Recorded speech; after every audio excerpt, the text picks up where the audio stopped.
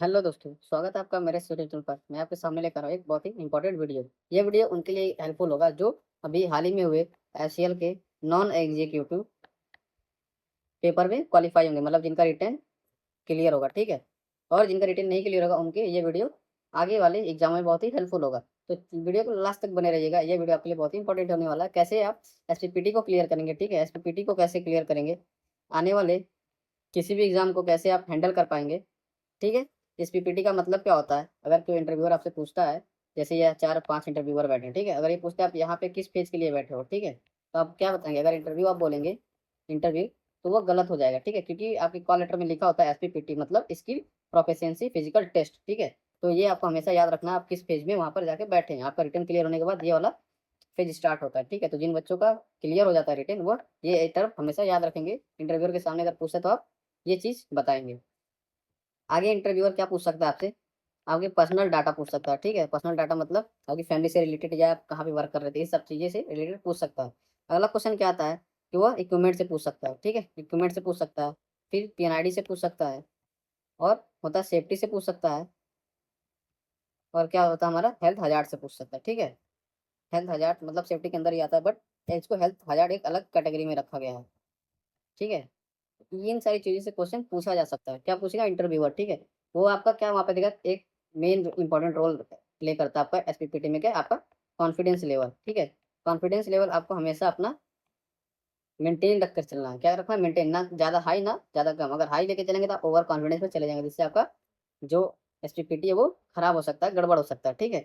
तो ऐसा आप ओवर कॉन्फिडेंस में कोई भी काम मत करिएगा। ऐसा नहीं है कि तैयारी कर लिया तो मेरा हो ही जाएगा, नहीं, बिल्कुल आप ओवर कॉन्फिडेंस में नहीं पड़िएगा। अगर ओवर कॉन्फिडेंस में जाएंगे तो आपका नुकसान हो सकता है, इसीलिए आप हमेशा कॉन्फिडेंट रहिए, ओवर कॉन्फिडेंस नहीं, ठीक है। तो इन सारी चीज़ से क्वेश्चन क्या क्या पूछा जा सकता है, जैसे आपका पर्सनल बारे में पूछेगा, आपकी फैमिली से रिलेटेड, कहाँ पे वर्क कर रहे थे, यहाँ इस कंपनी में आने का मतलब क्या है, क्यों आना चाहिए, ये सारी चीज़ें आपसे पूछ सकता है। बाकी पीएनआईडी क्या है, पीएनआईडी में आपको पूछ लेगा सिंबल्स, ठीक है, सिंबल्स पूछ लेगा। और क्या पूछ लेगा? पर्पस पूछ लेगा, ठीक है।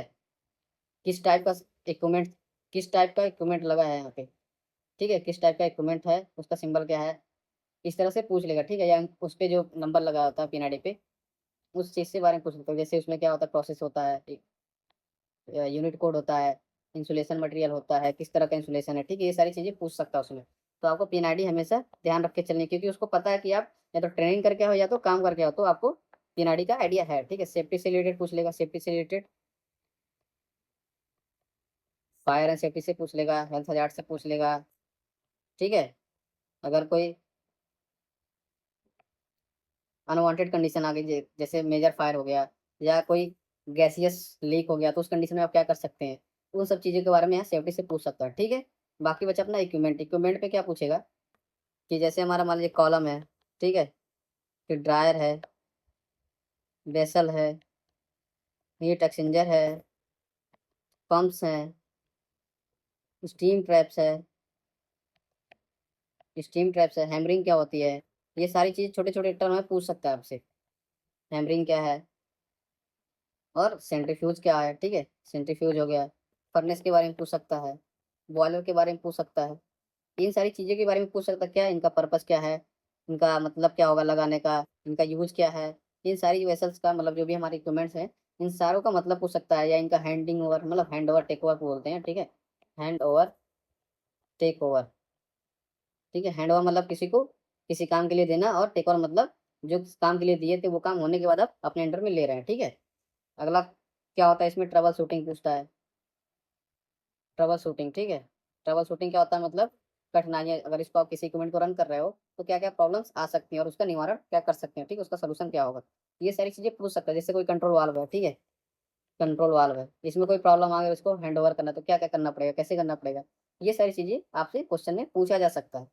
तो आप जब भी इंटरव्यू में बैठ रहे हैं या पीपीटी में बैठ रहे हैं, कहीं का एसपीपीटी होता है, अगर जहाँ एसपीपीटी आपको कॉल लेटर में नहीं लिखा तो वहाँ पर इंटरव्यू के लिए बुलाया जाता है, ठीक है। तो आप इन दोनों चीज़ों को अलग अलग रखिएगा, और माइंड रखिएगा कहाँ पे हम क्या देने जा रहे हैं। तो उस चीज़ सभी कंडीशन में ये सारी चीज़ें पूछी जा सकती हैं। तो आपसे यही रिक्वेस्ट है कि आप हमेशा जो चीज़ पढ़ के जाएँ उसको हमेशा कॉन्सेप्ट क्लियर करके जाएँ, नहीं तो आप सामने हमेशा गड़बड़ करके आएंगे और आपको लगेगा कि मैंने सब सही बोला, बट आप वहाँ पे गड़बड़ करके आएंगे। इसलिए इन सारी चीज़ों से बचना बहुत ज़रूरी है, और जितना भी चीज़ें आपको बताया ये आप ज़रूर पढ़िए, क्योंकि आपके आने वाले हर प्रकार के एग्ज़ाम में वो बहुत ही हेल्पफुल होगा। तो वीडियो के लास्ट तक बने रहने के लिए आप सभी का बहुत-बहुत धन्यवाद। Thank you very much. यह वीडियो आपके आने वाले एग्जामों में बहुत ही हेल्पफुल होगा। जिन बच्चों का रिटन एग्जाम क्लियर होता है उनके लिए भी, और जिनका क्लियर नहीं हो रहा उनके लिए भी, क्योंकि जो बच्चे क्लियर नहीं कर पा रहे हैं उनको भी आगे बहुत सारे मौका मिलेगा, जिसके ये वीडियो उनके लिए बहुत ही हेल्पफुल होगा। तो चैनल पे बने रहिएगा, ये चैनल आपको बहुत ही इंफॉर्मेटिव वीडियो ला के देगा और आपके सिलेक्शन में बहुत ही हेल्पफुल